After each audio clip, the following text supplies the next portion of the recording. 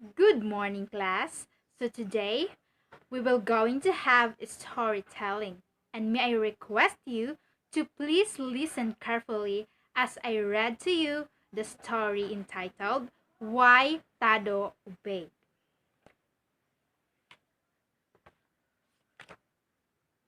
Tado was a little Japanese boy. He lived with his grandfather high up on the side of a mountain in Japan. All around Tado's house were the rice fields. The people of the village came every day to work in the rice field, and Tado and his grandfather helped them. Even though Tado was only 5 years old, he knew the rice fields were very important to the Japanese people. Many times, grandfather had told him, "The rice field are our food. If anything happened to them, we would be all hungry." Tado didn't want to be hungry, so he was glad when the rice began to ripen and harvest time drew near.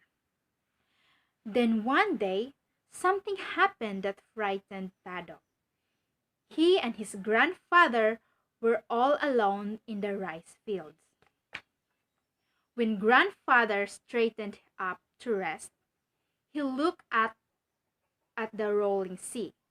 For a moment he turned pale and did not speak. Then he cried sharply to Tado, "Run quickly and bring me a burning stick from the fire."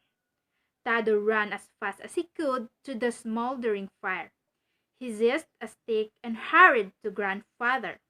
Grandfather took the stick and thrust it into the dry rice plant. "Bring me another one," he ordered. "Quick!" Tado was so surprised that for a moment he couldn't move. He began to cry. "Grandfather," he sobbed, "you are burning the rice." Grandfather nodded without looking at Tado. "Bring me another burning stick, quickly," he said. Tado hesitated. Then he thought of Jesus. Tado knew that Jesus would want him to obey grandfather. "Yes, grandfather," Tado answered. Swiftly, he hurried to bring another burning stick from the fire, then another, and still another. Soon the whole field was ablaze, and a thick black smoke rose up from the mountainside. In a few minutes, Tado saw the people running from the village below. All the men and women and even the children were climbing the mountain trail. They were coming to try to put out the fire in their precious rice field. As they came close, one man shouted angrily to grandfather, "Why did this thing happen? Who set this terrible fire?" "I did," answered grandfather slowly. "Why? Why?" screamed the man. Grandfather turned and pointed to the sea. All the people turned to look in the direction grandfather was pointing. There was a huge wall of water rolling in. The sight was so terrible that no one moved or said anything. The water rolled over the land where the village was and broke with a loud roar against the side of the mountain. The people hid their faces from the sight. Their whole village was under water. Then the people began to smile. They looked at each other. They knew now why he had set fire to the rice.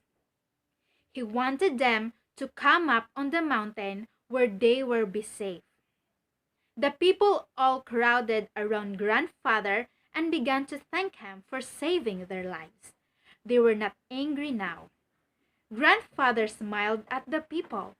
Then he put his hand on Tado's shoulder. "I could never have set fire to the fields in time if it hadn't been for Tado," he said. "He brought me the burning stick even though I had no time to explain why I wanted them. Tado was happy that he had obeyed grandfather. He knew that from now on, he would obey his grandfather because Jesus wanted him to do that. And that's the end of the story. The moral lesson that we can get from it is to obey our elders, especially to our parents, because they only want what's the best for us. We should be all like Tado, who obeyed his grandfather whatever the cost. Hope you learn and gain something from it. And thank you for listening.